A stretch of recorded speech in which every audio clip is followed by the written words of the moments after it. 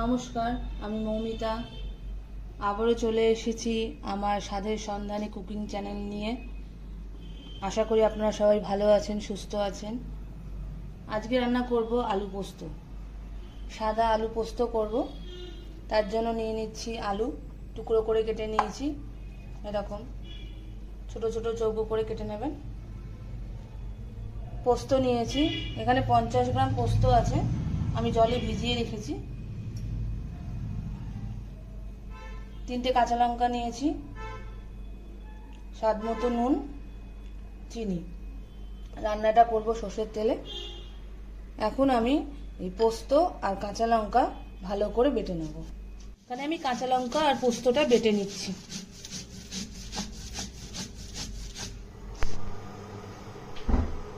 তেল গরম হয়ে গেছে, এবার আমি আলুগুলো দিয়ে দেবো।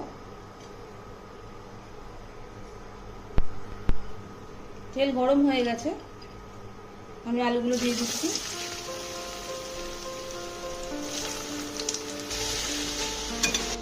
আলুটা হালকা ব্রাউন কালার হয়ে গেছে। এবার আলুটাকে সেদ্ধ করার জন্য আমি ঢাকা দিয়ে দিচ্ছি।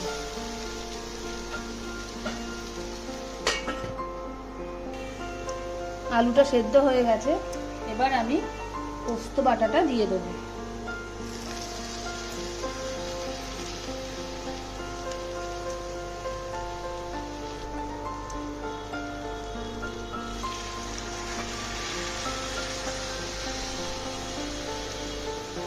সামান্য নুন দিয়ে দেবো।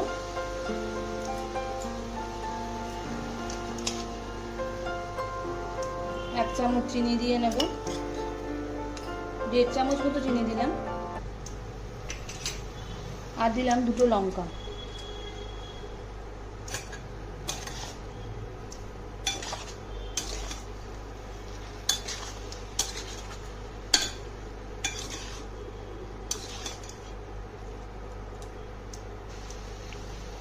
পোস্তটা ভালো করে আলুর সাথে মিশিয়ে নিয়েছি।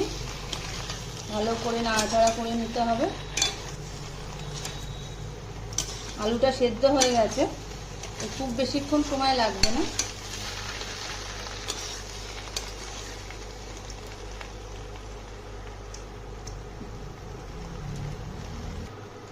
আমার আলুর পোস্ত রান্না করা রেডি। আলু পোস্ত রেডি, এবার আমি এটাকে নামিয়ে নেব। আমি আলু পোস্তটা নামিয়ে নিচ্ছি।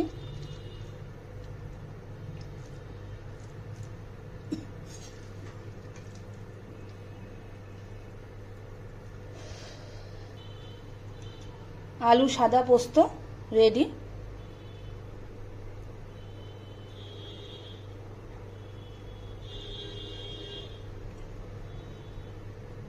বাড়িতে বানিয়ে দেখবেন, কেমন লাগলো খেতে আমাকে কমেন্ট করে জানাবেন।